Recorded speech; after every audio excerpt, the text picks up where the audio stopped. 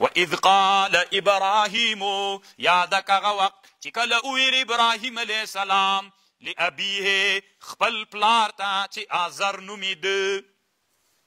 آزر څه معنا لري طالبانو؟ یا په معنا د اعوج کوږ، یا آزر په معنا د مخطي خطا کړل سوی یا خطا کوونکی. څه یې ورته ویلې ان تتخذوا اصناما ته نیسې پلاره بوتان په خدایي. انی اراک وقومک زه وینم تا او قوم دی فی ضلال مبین په ګمراهۍ ښکاره کې. طالبانو ورونو دغه اوس آزر د ابراهیم علیه السلام پلار و که نه و؟ یوه خبر دا ده چې دا د پلار نه و، ځکه که پلار یې وایي نو دومره تنده لهجه باندې پلار ته امر بالمعروف کله جایز ده. نو روح المانی وی نه دا بالکل جایز ده. دا دلیل د دې نسي کېدلی چې دا د پلار نه و. بعضې علما وایي دا د پلار نه و، دلیل چې دی چې پلار وایي دا تندې چې ورته ویلې دې نه معلومېږي پلار یې نه و. امر بالمعروف کې دومره تندې پلار ته ویلل جایز نه دي. روح المانی وی طالبانو وی نه بالکل د مقام هم دا تقاضا کوله چې پلار د مشرک وي هم دومره په توند اندازه مقام خو طالبانو د شرک بالکل ورته ویللی سي. خو لنډې دا طالبانو د روح المانی رحمه الله رایه دا ده او د امام سیوطي رحمه الله هم رایه دا ده وي دا د پلار نه و. والذي عول عليه جم الغفير من اهل السنه ان آزر لم يكن والد د ابراهیم نه و. د روح المانی دغه رایه ده طالبانو. لکه په اب اطلاق په جد باندې مسوي. لکه قرآن کې الله ام کنتم شهداء اذ حضر یعقوب الموت اذ قال لبنيه ما تعبدون من بعدي قالوا نعبد الهك واله آبائك ابراهیم واسحاق. دلته طالبانو آبا ترتم طالبانو پلار ویل سوی ده. نور حدیث هم دلیل راوړي. نو د روح المانی رایه دا ده چې دا د څوک نه و، پلار یې نه و.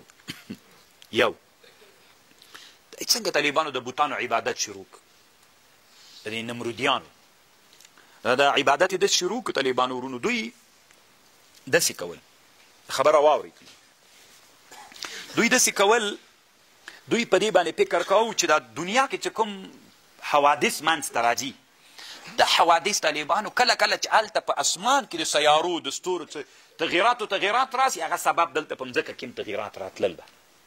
موږ تاسو طالبانو ړانده یو، موږ تاسو په علم د نجومو کې هېڅ معلومات نه لرو.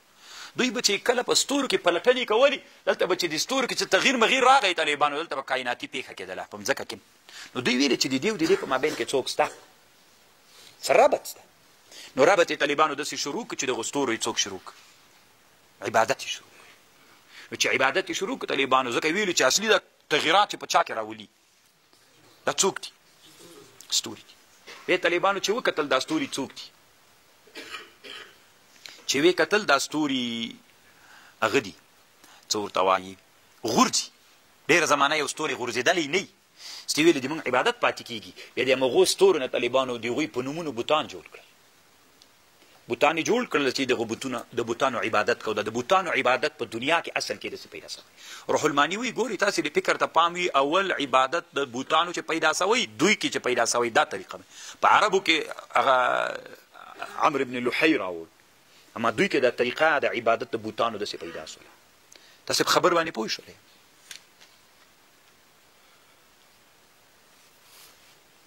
وکذلک نوری ابراهیم وکذلک نوری همدارنګه موږ ولیدل ابراهیم علیه السلام ته ملکوت السماوات والارض.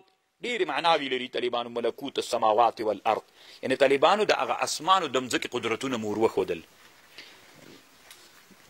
وليكون من المؤمنين وليكون چسیم من المؤمنين لمؤمنانو نام